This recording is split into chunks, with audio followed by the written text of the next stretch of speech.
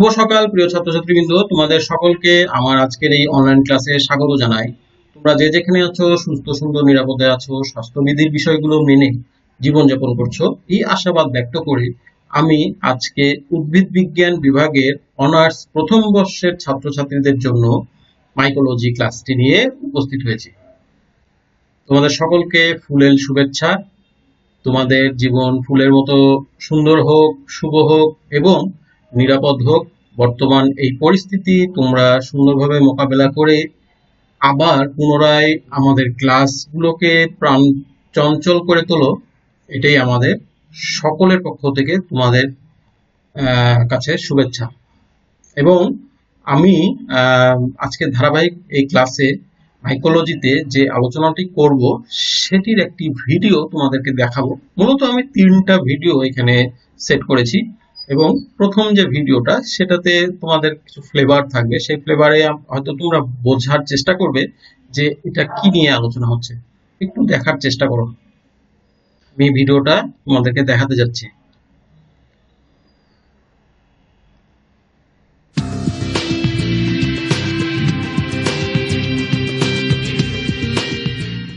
Fungi are a natural part of the environment and can be found all around us. Some types of fungi, including those found in our environment and others in mold-infested indoor environments, can cause infections in some people. This is particularly true with people with a weakened immune system. The following are some of the more well-known fungal diseases and the pathogenic fungi that cause them. Aspergillus is a common fungus that can be found in some indoor and outdoor environments.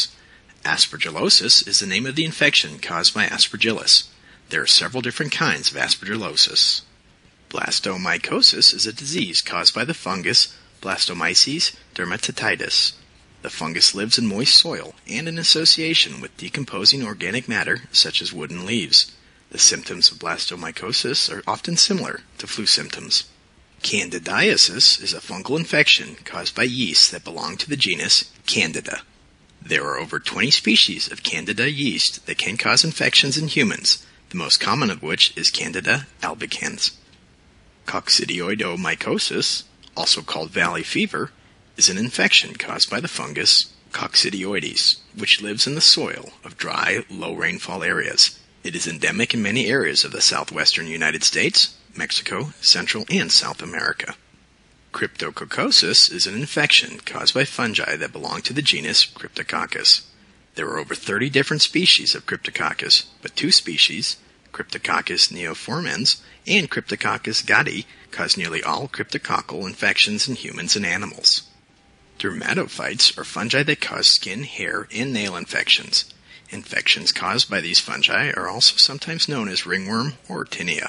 There are many different species of dermatophytes that can cause infection in humans. 2 of the most common types are Trichopton rubrum and Trichopton tonsorens.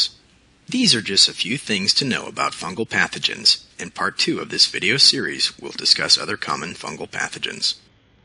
আমরা এই ভিডিওর মাধ্যমে যেটা দেখলাম যে এটা fungal pathogen নিয়ে আলোচনা করা হয়েছে এবং এর মধ্যে আমি যেটা মূলত দেখানোর চেষ্টা করেছি তোমাদেরকে, যে এখানে অ্যাসপারজিলাস এবং ইস্ট এই দুটি ছত্রাক মূলত আমাদের কি ধরনের আক্রমণ করে থাকে।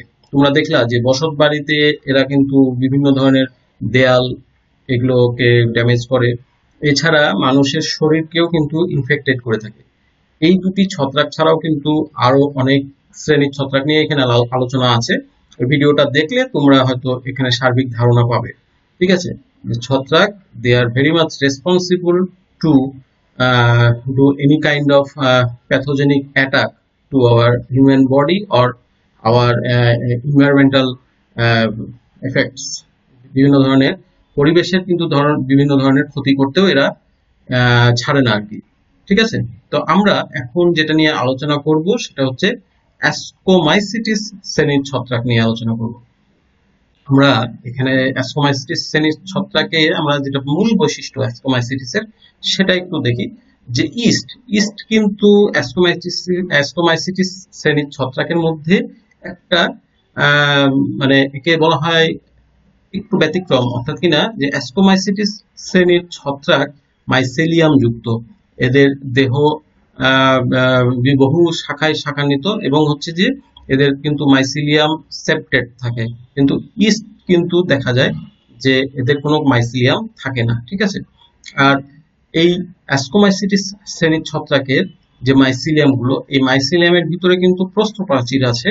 এই প্রস্থপ্রাচীরের ফলে এই দুটি ভিন্ন অংশ, অর্থাৎ কিনা যে মাইসিলিয়ামটা যদি প্রস্থপ্রাচীর দ্বারা সেপ্টেট হয়ে যায়, তাহলে এই সেপ্টেট অংশের মধ্যে যদি পজিটিভ এবং নেগেটিভ স্ট্রেন তৈরি হয়, এরা কিন্তু পরস্পরের সাথে মিলন ঘটিয়ে আবার নতুন একটা হাইফি গঠন করতে সক্ষম। আর অধিকাংশ অ্যাস্কোমাইসিটিস শ্রেণীর ছত্রাকের অ্যাসকাস গুলো 3 ধরনের অ্যাস্কোকার্ড গঠন করে থাকে। তোমরা হয়তো এর আগেও আমি ক্লাসে আলোচনা করছি, একটু বোঝার চেষ্টা করবে। এটা হচ্ছে ক্লিস্টোথেসিয়াম, অ্যাপোথেসিয়াম এবং পেরিথেসিয়াম নামক অ্যাস্কোকার্ড গঠন করে। আর এদের জীবনচক্রে ডাইক্যারিওফেজ দেখা যায়, ডাইক্যারিওফেজ দশা, অর্থাৎ কিনা যে ফাইকোমাইসিটিস শ্রেণীর ছত্রাকে প্লাজমোগ্যামির পরপরই কিন্তু ক্যারিওগামি হয়, কিন্তু অ্যাস্কোমাইসিটিস ছত্রাকে প্লাজমোগ্যামি হওয়ার দুই ধাপ পরে কিন্তু ক্যারিওগামি হয়ে থাকে, এই জন্য একে ডাইক্যারিওফেজ বলা হয়ে থাকে। আর এই ধরনের ছত্রাকের অযৌন জননে কনিডিওফোর গঠন করে, ঠিক আছে। কনিডিয়া অ্যাসপারজিলাসে তোমরা দেখবা যে কনিডিয়া গুলো কনিডিওফোরের উপরে উৎপন্ন হয়ে থাকে। এই কনিডিয়া গুলোই পরবর্তীতে বিস্তার লাভ করে এবং অন্যান্য যে আমাদের ভেজিটেটিভ অর্গানের মাধ্যমে, এদের এই যে কনিডিয়ার মাধ্যমে আমাদের যে অংশে তারা গ্রো করে সেগুলোকে কিন্তু সে ড্যামেজ করে ফেলে। এদের ক্লাইমাইডোস্পোর বা আর্থোস্পোর বা হচ্ছে যে আরো যে তোমার হচ্ছে অয়েডোস্পোর, এই স্পোর গুলোর মাধ্যমে কিন্তু অযৌন জনন ঘটে থাকে, ঠিক আছে। আর একটা বিশেষ ধরনের প্রোজিয়ার পদ্ধতিতে এদের অ্যাসকাস গঠন হয়। এগুলো বইয়ের মধ্যে বিস্তারিত আলোচনা আছে, তোমরা একটু বইটা দেখলেও কিন্তু এখান থেকে ধারণা পেতে পারো। আরেকটা ভিডিও আমরা দেখব, এই ভিডিওতে কি দেখাচ্ছে তোমরা একটু দেখার চেষ্টা করবে আর কি ভিডিওটা থেকে। Yeast. Yeast is a unicellular fungus which reproduces asexually by an unequal division process called budding. Budding is a type of asexual reproduction in which a daughter individual is formed from a small projection, the bud, arising on the parent body. In yeast, buds arise as small cytoplasmic outgrowth from the parent cell. This is followed by the division of the nucleus. The nucleus of the parent cell divides into two, and one of the daughter nuclei migrates into the bud. The bud then enlarges and detaches from the parent cell by forming a constriction at the base. The daughter cell matures into a new yeast cell. The daughter cell produced during the budding process is generally smaller than the mother cell. Unlike binary fission, in budding, the parent cell remains intact. আচ্ছা, এখানে আমরা কিন্তু দেখলাম east নিয়ে আলোচনা করা হয়েছে এবং ইস্টের বার্ডিং প্রসেসটা নিয়ে এখানে আলোচনা করা হয়েছে। কিভাবে ইস্টের যে এই যে ভেজিটেটিভ অংশের যে সাইটোপ্লাজমীয় অংশ বর্ধিত হলো এবং সেখানে নিউক্লিয়াস গুলো বিভাজিত হয়ে একটি অংশ থেকে দুটি নতুন একটি নতুন পূর্ণাঙ্গ দেহ গঠন করলো। এটা কিন্তু হচ্ছে বার্ডিং বা মুকুলোদ্গম প্রক্রিয়া। তো এই ভিডিও থেকে তোমরা হয়তো ধারণা পেলে যে আমি এখন যেটা নিয়ে আলোচনা করবো সেটা হচ্ছে ইস্ট। ইস্ট মূলত এই যে এই চিত্রটাতে তোমরা দেখতে পাচ্ছ যে ইস্টের দেহটি মূলত দুটি অংশে বিভক্ত। একটি হচ্ছে কোষ প্রাচীর, যেটা বাইরের আবরণ গঠন করে, এর মধ্যে গ্লুকান, মানান, তারপরে হচ্ছে যে তোমার বিভিন্ন লিপিড, প্রোটিনের অংশ বিদ্যমান। কোনো কোনো বিজ্ঞানী বলে যে এখানে কাইটিনের শক্ত আবরণও থাকে।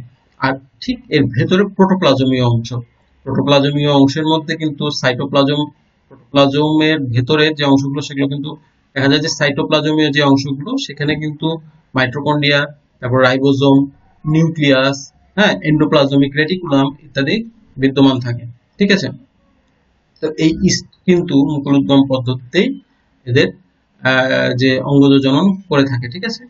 আমরা একটু দেখি এর অঙ্গজ জনন বা মুকুলোদ্গম পদ্ধতি। আমি ভিডিওতে কিন্তু দেখিয়েছি, এরপরেও এখানে তোমরা দেখতে পাচ্ছ যে একটা ভেজিটেটিভ সেল এটা বিভক্ত হচ্ছে, অর্থাৎ কিনা প্রথমে সাইটোপ্লাজমটা প্রবর্ধিত হচ্ছে, সাইটোপ্লাজমীয় অংশ, এবং এখান থেকে একটা কুড়ি বা মুকুলের মতো অংশ সৃষ্টি হচ্ছে, যার মধ্যে নিউক্লিয়াসটি দুই ভাগে বিভক্ত হয়ে দুটি নতুন দেহ গঠন করছে। এরপরে আরেকটা অঙ্গজ প্রজনন আছে, সেটা হচ্ছে বার্ডিং, দ্বিবিভাজন প্রক্রিয়া, অর্থাৎ কিনা একটি থেকে পুরো সেপারেট দুটি অংশ গঠন করছে, সেটাকে কিন্তু দ্বিবিভাজন প্রক্রিয়া বলছে। তাহলে অঙ্গজ জনন মুকুলোদ্গম ও দ্বিবিভাজন প্রক্রিয়ায় হয়ে থাকে। আর এদের জীবন চক্রে হ্যাপ্লোডিপ্লোবায়োন্টিক দশা দেখা যায়। ঠিক আছে, হ্যাপ্লোডিপ্লোবায়োন্টিক দশা অর্থাৎ কিনা যে ডিপ্লয়েড এবং হ্যাপ্লয়েড দশা ক্রমান্বয়ে এখানে পরিলক্ষিত হয়ে থাকে। যেমন দেখো, ইস্টের পূর্ণাঙ্গ দেহ, এই দেহটি মুকুলোদ্গম প্রক্রিয়ায় বিভক্ত হয়ে দুটি অংশে পরিণত হয়েছে। ঠিক আছে, এই যে এখানে মুকুলোদ্গম বা বার্ডিং প্রক্রিয়ায় এখানে কি হচ্ছে, সাইটোপ্লাজমীয় অংশ প্রবর্ধিত হচ্ছে দেহের অংশটা, এবং নিউক্লিয়াসটা বিভক্ত হয়ে দুটি পূর্ণাঙ্গ অংশে দুটি আলাদা ইস্টে পরিণত হচ্ছে, যেটা আমরা এর আগের ভিডিওতে বা আগের ছবিতে দেখলাম। এবং এই অংশগুলো কিন্তু ডিপ্লয়েড মানে নিউক্লিয়াস গুলো হচ্ছে ডিপ্লয়েড। এই ডিপ্লয়েড নিউক্লিয়াস গুলো মিওসিস প্রক্রিয়ায় বিভক্ত হয়ে একটি থেকে চারটি হচ্ছে, এবং এর মধ্যে অ্যাসকাস গঠন করছে। এই অ্যাসকাস গুলো কিন্তু স্পোর হিসেবে কাজ করছে। এই স্পোর গুলো কিন্তু একটা পজিটিভ এবং নেগেটিভ স্ট্রেইন হিসাবে, অর্থাৎ কিনা একটা পুরুষ এবং স্ত্রী স্পোর হিসাবে ভূমিকা রাখছে, এবং এই স্ট্রেইন গুলো কিন্তু আবার হচ্ছে হ্যাপ্লয়েড, অর্থাৎ কিনা এন নাম্বার অফ নিউক্লিয়াস এটা বহন করে। এরা আবার পরবর্তীতে মিলিত হয়ে প্লাজমোগ্যামি, ক্যারিওগ্যামির মাধ্যমে মিলিত হয়ে পরবর্তীতে আবার কিন্তু ডিপ্লয়েড দশা পরিণত হচ্ছে, অর্থাৎ কিনা এটা সাইক্লিক অর্ডারে পরিচালিত হচ্ছে। একই সাথে জীবনে হ্যাপ্লয়েড এবং ডিপ্লয়েড দশা দেখা যায়। ঠিক আছে, এই হচ্ছে ইস্টের জীবন চক্র। এরপরে আমি যে ভিডিওটা দেখাবো এটা একটু দেখো।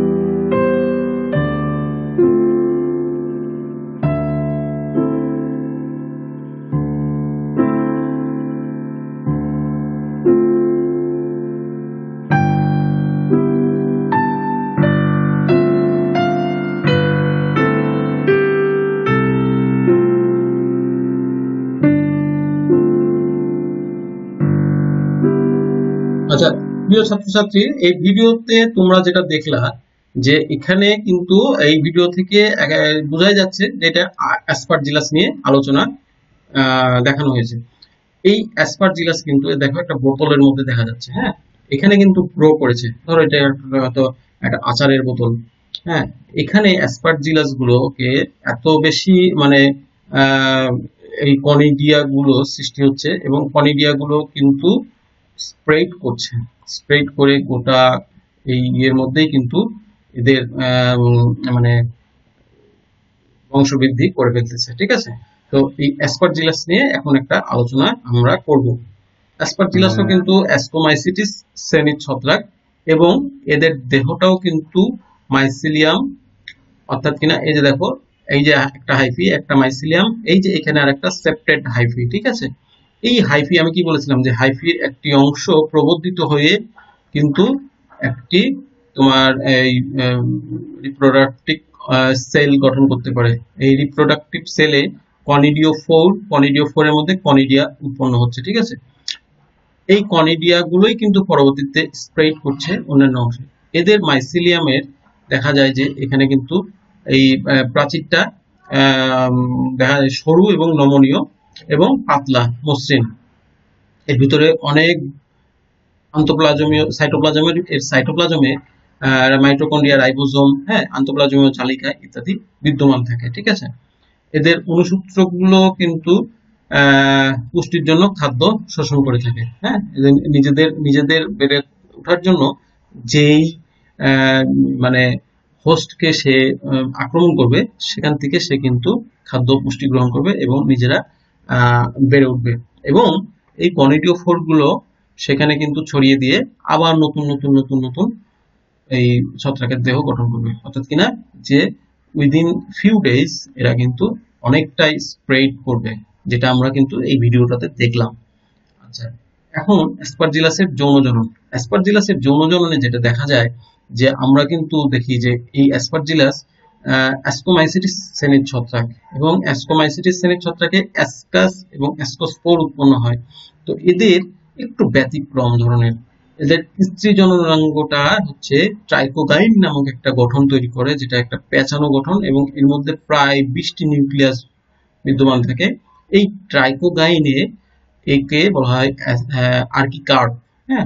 ঠিক পাশাপাশি যে হাইফা, এখানে দেখো এটা কিন্তু এই মাইসিলিয়াম গুলো প্রস্থপ্রাচীর যুক্ত, এবং আমি বলেছিলাম পাশাপাশি হাইফার মধ্যে মিলন ঘটে, অর্থাৎ কিনা এখানে অ্যানথ্রেডিয়াম অর্থাৎ পুং জননাঙ্গ এবং আর্কিগোনিয়াম স্ত্রী জননাঙ্গ সৃষ্টি হচ্ছে। এই আর্কিগোনিয়ামটা গঠনটা একটু ভিন্ন, আর্কিগোনিয়ামটা একটু পেঁচানো, হ্যাঁ। এবং অ্যানথ্রেডিয়ামটা সরাসরি যখন ম্যাচিউর হচ্ছে, অর্থাৎ কিনা পুং জননাঙ্গটা, সেটা কিন্তু এর নিউক্লিয়াস গুলো অ্যানথ্রেডিয়াম থেকে আর্কিগোনিয়ামে প্রবেশ করছে এবং সেখানে অ্যাসকাসের সৃষ্টি হচ্ছে এবং অ্যাসকোস্পোর গুলো মিলিত হয়ে পরবর্তীতে আবার নতুন দেহ গঠন হচ্ছে। এই যে অ্যাসকাস এবং অ্যাসকোস্পোর সৃষ্টি, এই নিয়ে কিন্তু বিজ্ঞানীদের মধ্যে একটি মতদ্বৈততা আছে। বিজ্ঞানীরা বলছেন যে সরাসরি কিন্তু অ্যাসকাস থেকে অ্যাসকোস্পোর সৃষ্টি হচ্ছে না। কেউ কেউ বলছে যে এখানে প্লাজমোগ্যামি, ক্যারিওগ্যামির মাধ্যমে এই ঘটনাটা ঘটে থাকে। আবার অনেক বিজ্ঞানী বলে থাকেন যে এই অ্যাসকোমাইসিটিস শ্রেণীর ছত্রাকের বিশেষ করে এদের এই যে যৌনজনন, এটা কিন্তু অনুপস্থিত, হ্যাঁ, যৌনজনন দেখাই যায় না। তো এই বিভিন্ন মতবাদের প্রেক্ষিতে কিন্তু এর জননটা নিয়েও কিন্তু অনেক একটা দ্বিধা বিভক্তি আছে, এবং এই জটিল জনন প্রক্রিয়াটা আমাদেরকে পড়তে হবে, হ্যাঁ, কারণ এটা পরীক্ষাতে আসার মতো একটা মানে বিষয় আর কি, হ্যাঁ। তো আমরা আজকের যে ক্লাস, সেই ক্লাসে কিন্তু যেটা দেখলাম যে আমরা অ্যাসকোমাইসিটিস শ্রেণীর ছত্রাক নিয়ে আলোচনা করেছি, এবং অ্যাসকোমাইসিটিস শ্রেণীর ছত্রাকে অ্যাসকাস, অ্যাসকোস্পোর এগুলো নিয়ে আলোচনা হলো। বিশেষ করে যে আলোচনাটা হলো সেটা হলো অ্যাসপারজিলাস এবং ইস্ট নিয়ে আলোচনা হয়েছে, ঠিক আছে। এছাড়া এই অ্যাসকোমাইসিটিস শ্রেণীর ছত্রাকে পেনিসিলিয়ামও কিন্তু একটা ইম্পর্টেন্ট একটা জেনাস। সেই জেনাসটা কিন্তু তোমাদেরকে একটু পড়তে হবে। তোমরা বাসাতে তোমাদের নিশ্চয় বই আছে, বইটা দেখে তোমরা সুন্দর করে এই অধ্যায় থেকে অধ্যয়ন করবে, পড়াশোনা করবে এবং পরীক্ষা